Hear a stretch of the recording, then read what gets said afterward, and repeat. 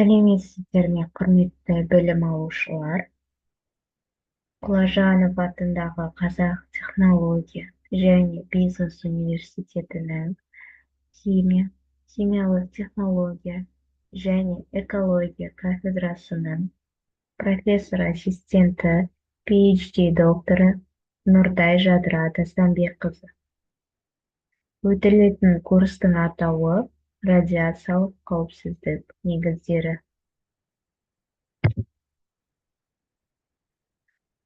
Төртінші дәрістің тақырыбы радиоактивті түрленулер және радиациялық өлшем бірліктері. Жалпы радиоактивтілік дегеніміз не? Радиоактивтілік атом ядросының тұрақсыздандырған бөлшектер мен сәулелер шығару құбылысы. Бұл күрделі процесті түсіну атом физикасы мен химиясы үшін өте маңызды. Анри Беккер 1896 жылы француз физигі Анри Беккер уран тұздарын зерттеу кезінде радиоактивтілікті кездейсоқ ашты. Бұл жаңалық физика әлемінде үлкен серпіліс жасады. Кюри отбасы. Мария және Пьер Кюри Беккерелдің ашқан жаңалығын тереңдетіп зерттеп, полоний мен радий сияқты жаңа радиоактивті элементтерді ашты. Олардың еңбегі радиохимияның негізін қалады. Радиоактивтілік және оған жалғасатын иондық сәулелену жер бетінде тіршілік пайда болғанға дейін өмір сүрді. Иондық сәулелену атауы физикалық табиғат бойынша әртүрлі сәулелену түрлерін біріктіреді. Радиоактивтік материалдар жер мен күн сәулесінің планеталарының құрамында олар пайда болған сәттен бастап кірді. Радионуклидтер тау жыныстарында, топырақта, суда кездеседі. Олар белгілі бір деңгейде өсімдіктер, адам ұлпасы мөлшерінде және хайуанаттарда да кездеседі. Аз уақыттан кейін радиоактивті сәулелердің біртекті емес екендігі және иондаушы және кіру қабілетімен ерекшеленетін сәулеленудің 3 түрінің бар екені анықталды. Сәулеленудің осы 3 түрі грек харпінің алғашқы әріптерімен аталды. Яғни альфа, бета және гамма. Кейіннен альфа бөлшектің гелийдің 6 ондық ядросы, бета бөлшектің электрон екендігі, гамма сәуленің электромагнитті сәулелену екендігі анықталды. Радиоактивтік ыдырау кезінде шығатын бөлшек пен гамма квант заттармен ықпалдаса отыра, өз энергиясын иондауға жұмсайды. Осы сәулелердің ортақ термин ретінде мына сөздер пайдаланады. Иондаушы сәулелену, иондағыш радиация немесе жай ғана радиация. Иондаушы сәулелену элементті бөлшектер ағымынан электрон, протон, нейтрон, позитрон және электромагнитті сәулелену кванттарынан тұратын сәулелену Олардың заттармен ықпалдасуы бұл заттарды әртүрлі заттардың пайда болуына алып келеді. Радионуклид атомдық салмағы мен атомдық зарядтары бар радиоактивті заттың атомы. Бірдей зарядтары бар, алайда атомдық салмағы әртүрлі атомдар осы элементтердің изотоптары деп аталады. Радионуклидтің ыдырау өнімдерінен басқа иондаушы радиацияға жерге ғаламдық кеңістіктен келген ғарыш сәулелері мен электр энергиясын иондаушы сәулеленуге айналдыратын сәулеленудің жасанды көздері жатады. Рентген аппараты, элементті бөлшектерді жылдамдатушы және тағы басқа. Иондаушы сәулелердің әртүрлі ену қабілеті жоғалған энергияның әртүрлі жылдамдығымен байланысты болып шықты. Альфа бөлшектер заттармен ықпалдаса отыра өз қозғалысының бойын толық иондайды, сөйтіп энергиясын жылдам жоғалтады. Сондықтан альфа бөлшектерінің көптеген заттардағы қозғалысы үлкен емес, олар ауада 3-8 сантиметр өтеді. Металда 10 микрон, ал тіпті тығыз қағаздардың бір бет парағы да альфа бөлшектерін толығымен ұстайды. Бета бөлшектер үлкен ену қабілетіне ие. Ауада олар 2 метрге дейінгі жолдан өтеді. Ал олардың металда жұтылуы үшін қалыңдығы бірнеше миллиметр қабат жеткілікті. Радиоактивті бөлшектер мен сәулеленудің түрлері. Радиоактивті ыдырау кезінде әртүрлі бөлшектер мен сәулелер бөлінеді. Олардың әрқайсысының өзіндік қасиеттері мен әсер ету ерекшеліктері бар. Альфа бөлшектер гелий ядросынан тұрады, оң зарядталған және ауыр. Өтімділігі өте төмен, бірақ иондаушы әсері жоғары. Бета бөлшектер электрондар немесе позитрондар түрінде болады. Жеңіл және орташа өтімділікке ие. Гамма сәулелер электромагниттік толқындар болып табылады. Өте жоғары өтімділікке және күшті иондаушы әсерге ие. Радиоактивті ыдырау түрлері және олардың әсері. Әрбір ыдырау түрі ядроның құрамына әртүрлі әсер етеді. Бұл элементтердің бір-біріне айналуына алып келеді. Альфа ыдырау. Ядродан 2 протон және 2 нейтрон шығады, яғни альфа бөлшек.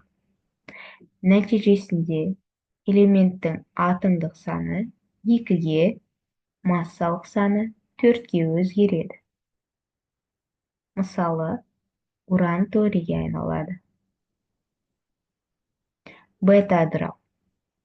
Нейтрон электронға және протонға айналады, яғни бета минус ыдырау. Немесе протон нейтронға және позитронға айналады, яғни бета плюс ыдырау. Ядро заряды өзгереді, бірақ массалық саны өзгермейді. Гамма ыдырау. Ядро энергиясын электромагниттік сәулелі түрінде шығарылады. Бұл кезде элементтің түрі немесе оның атомдық саны өзгермейді. Тек ядроның энергиясы төмендейді. Радиоактивті түрлендірулердің мысалдары. Радиоактивті түрленулер табиғатта жиі кездеседі және олардың адам өміріне қолданылуы да кең. Уран 238 ыдырауы. Уран 238 ядросы бір альфа бөлшек шығарып, торий 234 ядросына айналады. Бұл табиғи радиоактивті қатардың бастамасы. Көміртек ыдырауы. Көміртек радиоактивті изотопы бета бөлшек шығарып, азотқа айналады. Бұл процесс археологияда көміртек әдісі арқылы жасын анықтауда қолданылады. Гамма сәулеленудің қолданысы. Гамма сәулелер медицинада, диагностикалық зерттеулерде, мысалы ПЭТ сканерлеуде және қатерлі ісіктерді емдеуде, яғни сәулелік терапияда кеңінен қолданылады. Радиоактивтіліктің кездейсоқтық қасиеті. Радиоактивті ыдырау процесінің ерекшелігі оның кездейсоқ сипаты. Яғни, қай атом қашан ыдырайтынын алдын ала айту мүмкін емес. Дегенмен, үлкен атомдар жиынтығы үшін бұл ыдырау оқиғалары статистикалық заңдылыққа бағынады. Бұл заңдылықтар арқылы радиоактивті материалдардың белгілі бір уақытта қаншалықты ыдырайтынын болжауға болады. Жартылай ыдырау кезеңі. Радиоактивті изотоптардың жартысы ыдырайтын уақытты жартылай ыдырау кезеңі деп атайды. Бұл әр изотоп үшін тұрақты шама және оның радиоактивті белсенділігін сипаттайды. Радиоактивті сәулеленудің өтімділігі мен иондаушы әсері. Әртүрлі радиоактивті сәулелердің өтімділік қабілеті мен тірі ағзаларға әсері әртүрлі болады. Бұл оларды қорғау шараларын анықтауда маңызды. Альфа бөлшектер қағаз парағынан немесе адам терісінің сыртқы қабатынан өтпейді.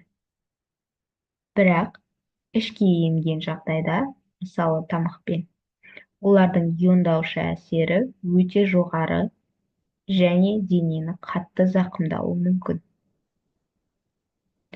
Бета бөлшектер бірнеше миллиметр алюминий қабатынан немесе бірнеше сантиметр матадан өтеді. Бірақ адам терісіне еніп, ішкі мүшелерге әсер етуі мүмкін. Иондаушы әсері орташа. Гамма сәулелер өте жоғары өтімділікке ие. Қалың бетон мен қорғасын қабаттарынан да өте алады. Адам ағзасына толығымен еніп, барлық тіндерді зақымдауы мүмкін. Иондаушы әсері күшті. Радиоактивтілік өлшем бірліктері. Радиоактивтіктің әртүрлі аспекттерін өлшеу үшін арнайы бірліктер қолданады. Беккерель радиоактивті көздің активтілігін өлшейді. Бір беккерель бір ыдырау секунд. Бұл бірлік радиоактивті материалдың қаншалықты жылдам ыдырайтынын көрсетеді. Грей сәулелену дозасын, яғни иондаушы сәулеленудің жұтылған энергия мөлшерін өлшейді. 1 грей 1 joule килограммға тең. Тіндердің қанша энергия жұтқанын көрсетеді. Зиверт биологиялық эквивалентті дозаны өлшейді. Яғни, сәулеленудің тірі ағзаға тигізетін әсерін ескереді. Әртүрлі сәулелену түрлерінің биологиялық қауіптілігін салыстыруға мүмкіндік береді. Радиоактивтіліктің адам денсаулығына әсері және қорғау шаралары. Радиоактивті сәулеленудің адам ағзасына зиянды әсері бар. Сондықтан қорғау шараларын сақтау өте маңызды. Денсаулыққа әсері. Радиациялық сәулелену жасушаларды зақымдап, тынықыны өзгертіп, мутацияға, қатерлі ісік ауруларына және басқа да денсаулық проблемаларына әкелуі мүмкін. Жоғары дозалар жіті радиациялық синдромды тудырады. Қорғаныс шаралары.